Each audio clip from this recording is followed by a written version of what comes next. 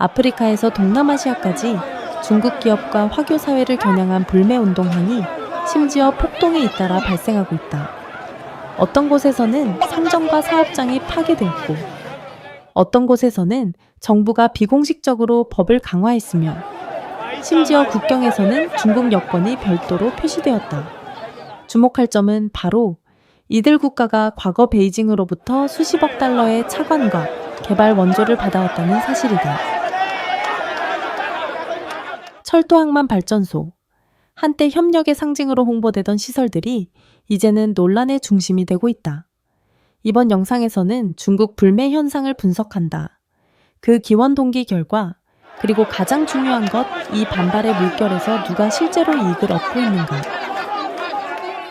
아프리카는 원래 외국 투자를 끌어들이는 잠재력이 큰 지역으로 여겨졌으며, 그중 중국은 인프라 광산 개발 무역 등 다양한 프로젝트로 두드러진 역할을 해왔다. 그러나 최근 몇 년간 이러한 존재감은 오히려 여러 갈등의 중심으로 떠올랐다. 2025년 앙골라에서는 화교 사회를 겨냥한 폭동이 일어났다.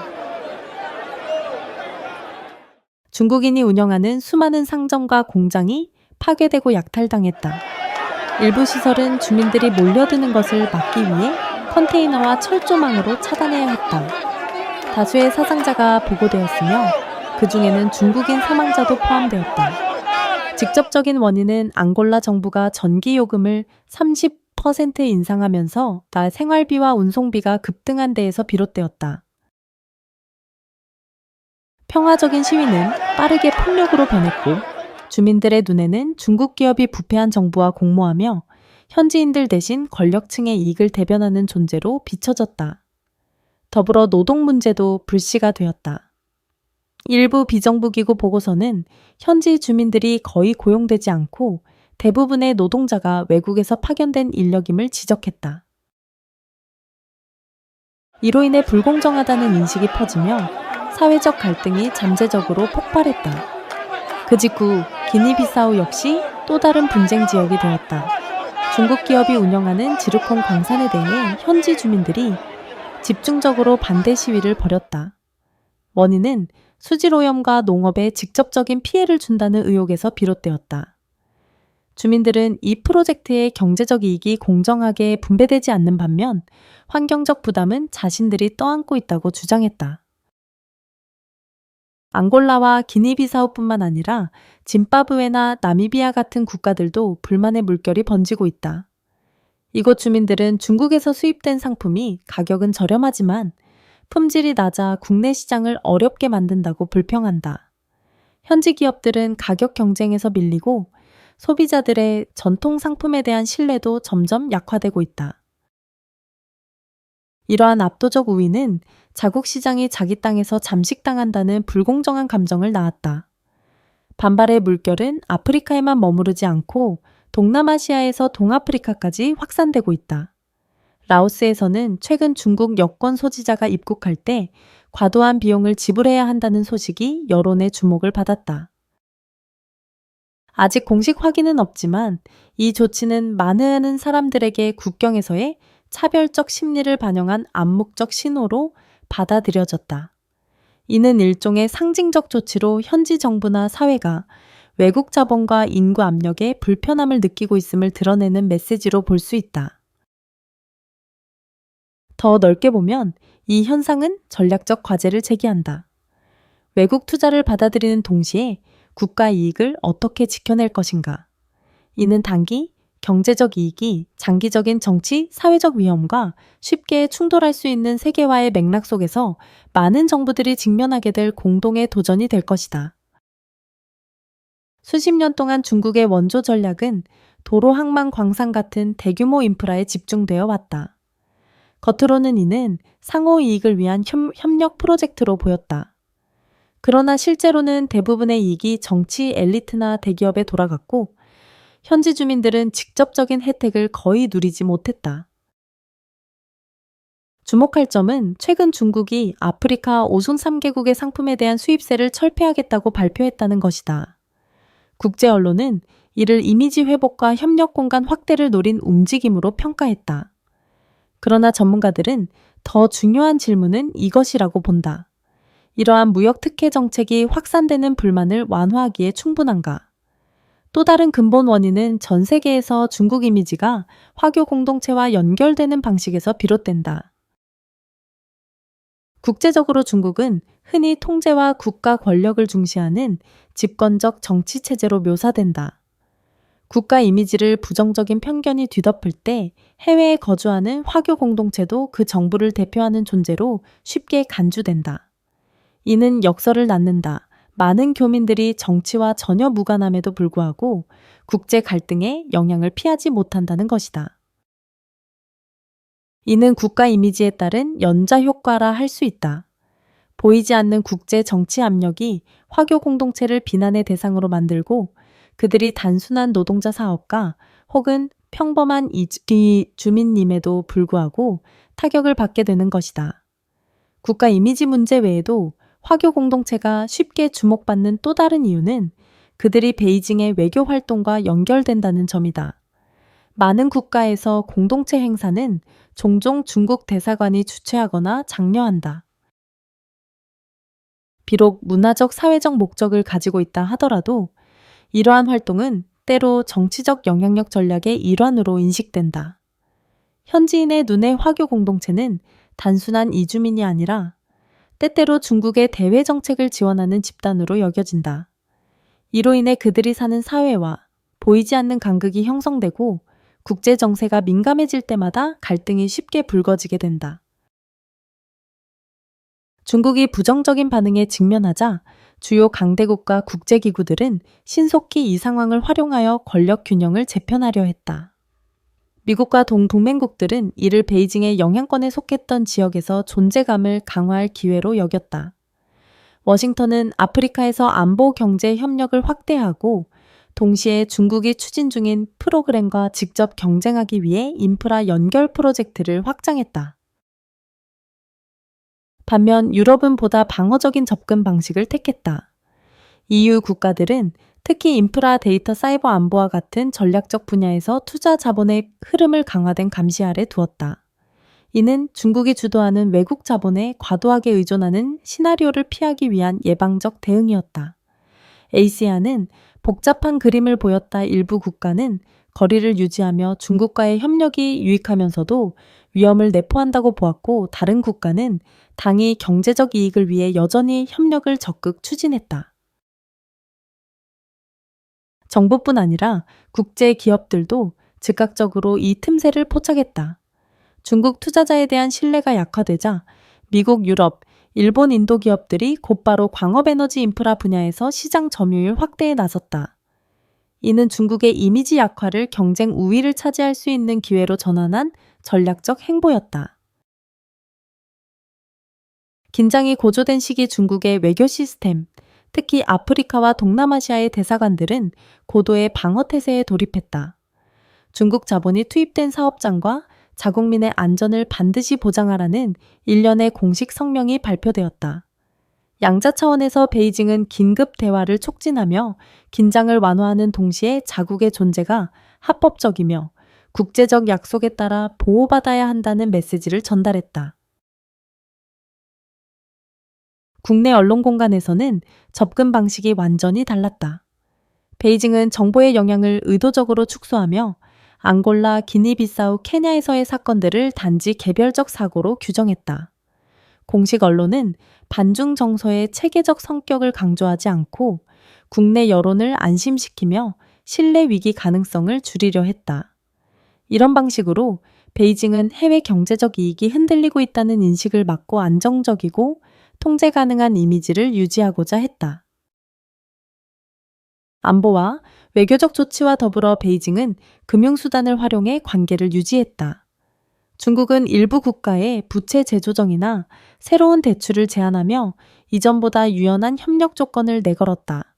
이를 통해 베이징은 위기 속에서도 여전히 버리지 않는 파트너라는 신호를 보냈다.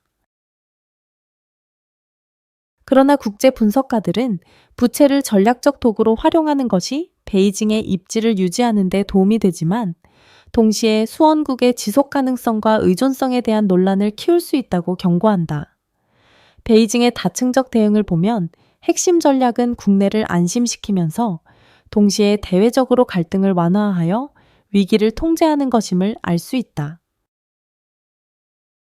외교적 방어와 금융수단이 파트너십 유지를 목표로 한다면 내부 언론은 국내 정치적 안정을 유지하는 데 집중한다. 그러나 이러한 해법들이 단순히 임시 방편에 불과한지 아니면 고조되는 불만의 파도를 실질적으로 막을 수 있을지는 여전히 의문이다. 현실은 베이징이 여러 전략적 시나리오 앞에 서 있다는 것을 보여준다. 각 선택지는 고유한 강점과 위험을 가진다. 주목할 점은 이 시나리오들이 서로 분리된 것이 아니라 유연하게 결합될 수 있으며 단기적 대응과 장기적 목표를 동시에 충족시킬 수 있다는 것이다. 가장 갈등을 적게 일으킬 시나리오로는 현지 공동체의 실질적 필요에 맞춘 소규모 프로젝트로 우선순위를 전환하는 것이다. 국가 간 고속도로망이나 심해안 같은 거대한 상업 프로젝트 대신 베이징은 기초의료 농촌학교, 소규모 재생에너지 발전소 등에 투자할 수 있다. 이는 주민들의 호감을 얻기 쉬운 분야다. 이 모델은 단순히 심리적 불만을 누그러뜨릴 뿐만 아니라 주민 생활에 실질적으로 도움을 주는 친근한 중국의 이미지를 형성한다. 그러나 베이징의 정책 설계자들은 대가로 통제력이 약화될 수 있음을 잘 이해하고 있다. 작고 다양한 지역 밀착형 프로젝트는 대체로 조정 비용이 크고 투자 회수 기간이 길며 정치적 영향력을 직접 유지하기 어렵다. 동시에 더 강경한 시나리오도 진지하게 고려되고 있다. 핵심 이익 보호를 위한 조치를 강화하는 것이다. 실제로 많은 갈등 지역에서 인력과 자산 보호는 현지 보안 역량을 넘어서는 수준에 이르렀다. 중국은 이미 여러 아프리카 국가에서 활동 중인 민간 보안 회사를 추가로 배치하여 기업과 전략적 시설의 안전을 보장할 수 있다. 일부 기술 인력은 관찰 조정 긴급 대응 역할을 겸임할 수 있는데 이는 준준 군사적 존재이지만 민간적 외양을 띠는 방식이다. 문제는 식민지 기억이 남아있는 지역에서 외국인이 무장 경호와 동행하는 모습이 설령 군복을 입지 않더라도 통제와 주권 상실의 기억을 불러일으킬 수 있다는 점이다. 안보적 존재는 신중히 관리되지 않으면 역효과를 낳을 수 있다. 이미지를 보호하기는커녕 오히려 배척을 가속화할 수 있는 것이다. 강경한 힘의 효과가 점점 줄어드는 상황에서 베이징은 한때 전략적 자부심이었던 소프트 파워, 즉 문화 교육 인적 교류 프로그램을 무시할 수 없다. 그러나 국제사회의 선전성과 불투명성에 대한 비판 이후 과거 방식의 소프트 파워는 더 이상 현대적 기대에 부합하지 않는다. 중국이 진정으로 신뢰를 회복하고자 한다면 유학 장학금 문화 지원 의료 협력과 같은 활동은 관리 체계와 실행 방식에 대한 진지한 개혁을 동반해야 한다. 재정의 투명성, 수용국과의 의사결정 권한 공유, 그리고 공동체의 참여 공간 확대가 필요하다. 중국의 대외 정책과 글로벌 투자 모델의 균열은 베이징이 전략을 조정하도록 만들 뿐만 아니라 지정학적 경쟁자들이 빠르게 개입할 수 있는 공백을 만들어냈다.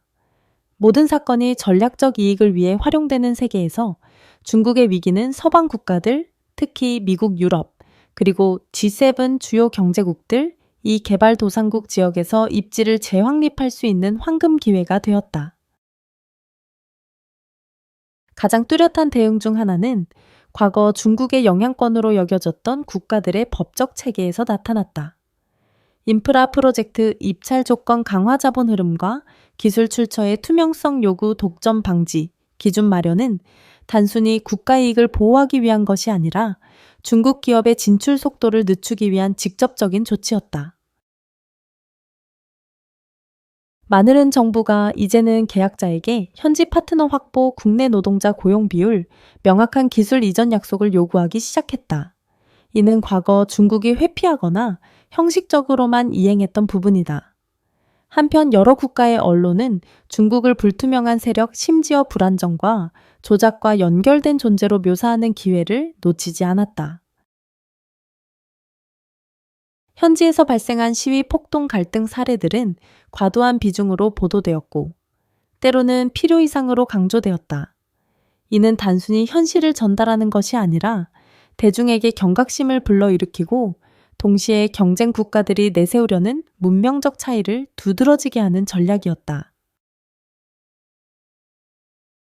중국을 불균형을 초래하는 행위자로 반복적으로 묘사함으로써 서방 언론은 자국 정치권의 대중 견제 정책을 강화하는 데 무형의 기여를 했다. 그러나 영향력 경쟁은 정책이나 여론에서 멈추지 않았다. 주요 경제국들은 동시에 또 다른 방향 글로벌 공급망 재구조화를 강력히 추진하고 있다. 공급망 다변화 단일 시장 의존 축소 무역 투명성 강화라는 약속은 워싱턴에서 브뤼셀 도쿄까지 공통의 구호가 되고 있다.